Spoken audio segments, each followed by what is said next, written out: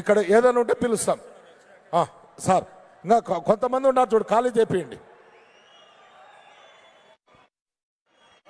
తొందరలో మన పెద్ద ఆయన చంద్రబాబు నాయుడు గారు రాబోతున్నారు. మీరు తమ తమ సీట్లలో కూర్చోవలసిందిగా కోరుచూ ఉన్నాం. ఆహ్వానితులు కాని వారు ఖాళీ చేసి పోవలసిందిగా కోరుచున్నాం.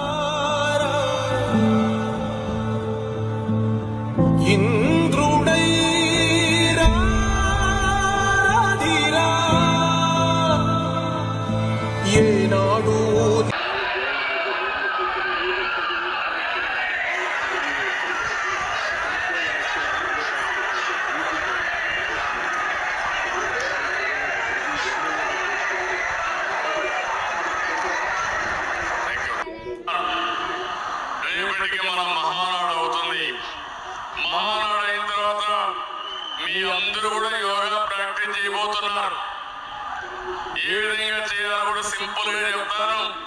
అందరూ చేసి మన జీవితాల్లో ఒక మార్పు రావాలి. యోగా అనేది మన జీవితంలో ఒక భాగం కావాలి. అప్పుడే ఇది సాధ్యమని చెప్పి కూడా మీకు తెలియజేస్తున్నా. యోగా వేలాది సంవత్సరాలుగా మన దేశంలో ఉంది. నిన్న మొన్న వచ్చింది కాదు. వేల కాలం నుంచి అభివృద్ధి చెందిన ప్రాచీన విజ్ఞానం. యోగా శాస్త్రం పతంజలి మహర్షి మనకిచ్చిన ఒక వరం. యోగా మన శారీరక ఆరోగ్యాన్ని, మానసిక ఒత్తిడిని పూర్తిగా తగ్గిస్తుంది. వెరీ సింపుల్ గానే మీ అందరూ చెప్తున్నారు. పెద్ద పెద్ద ఆసనాలు వేయడమే కాదు, సింపుల్ ఆసనాలు. దీనివల్ల ఫుల్ గా రిలాక్స్ అవుతాం. రోజుకు ఒక 20 నిమిషాలు ప్రాణాయామం చేస్తే బ్లడ్ సర్క్యులేషన్ బ్రహ్మాండంగా పెరుగుతుంది.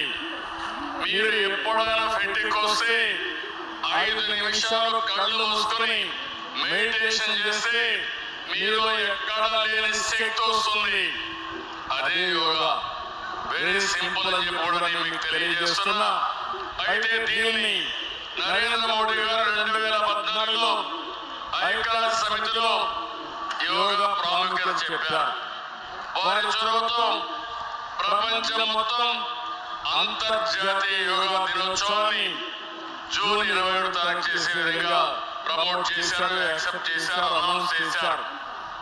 177 దేశాల్లో యోగా అమలు చేస్తున్నారు. ఇది మీరు ఒకసారి చూస్తే ఈ రోజు మన దేశంలో పుట్టిన యోగా గౌరవ నరేంద్ర మోడీ గారు ఐక్యరాజ్య సమితిలో ఆమోదింపజేయడమే కాకుండా ప్రపంచం మొత్తం 177 దేశాల్లో చేసే విధంగా చేశారంటే ఇది ఒక గొప్ప వినూత్నమైన అనుభవం అని కూడా మీకు తెలియజేస్తున్నా. 2015లో తొలి యోగా దినాన్ని ఎక్కడ ఢిల్లీలో రాజ్పథ్లో ప్రారంభించారు. అక్కడి నుంచి ఈరోజు మనం చూస్తే దీన్ని ప్రపంచం అంతా వెళ్ళి ప్రపంచానికి ఒక మాటలో చెప్పాలంటే ఒక గిఫ్ట్ గా యోగా మనం అందించే పరిస్థితికి వచ్చాం. ఈరోజు కొన్ని దేశాలు చూస్తున్నాం, టెర్రరిస్టులు ప్రోత్సహిస్తున్నారు, అశాంతిక కారకులు అవుతున్నారు. ప్రజా సమయంలో అలాంటివన్నిటి కూడా చోటు లేదు. అలాంటిది ఈరోజు మన దేశం ప్రపంచానికి యోగా కానుకగా ఇవ్వడమే కాకుండా యోగా ద్వారా శాంతిని ప్రమోట్ చేస్తున్నాం, మానవాళికి ఉపయోగపడేలా చేస్తున్నాం అని చెప్పి మీకు తెలియజేస్తున్నా. రేపు జరిగే యోగా 11వది.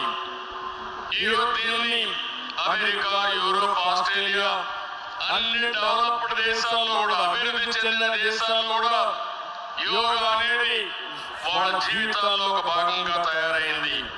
కొంతమంది విదేశస్తులు కూడా మన దేశానికి వస్తున్నారు, యోగా నేర్చుకుంటున్నారు. అక్కడి నుంచి ఆ దేశాల్లో కూడా పోయి వాళ్ళ ఊరికి వెళ్ళి ప్రాక్టీస్ చేసే పరిస్థితికి వచ్చారు. ఈ సంవత్సరం యోగా థీమ్ చూస్తే యోగా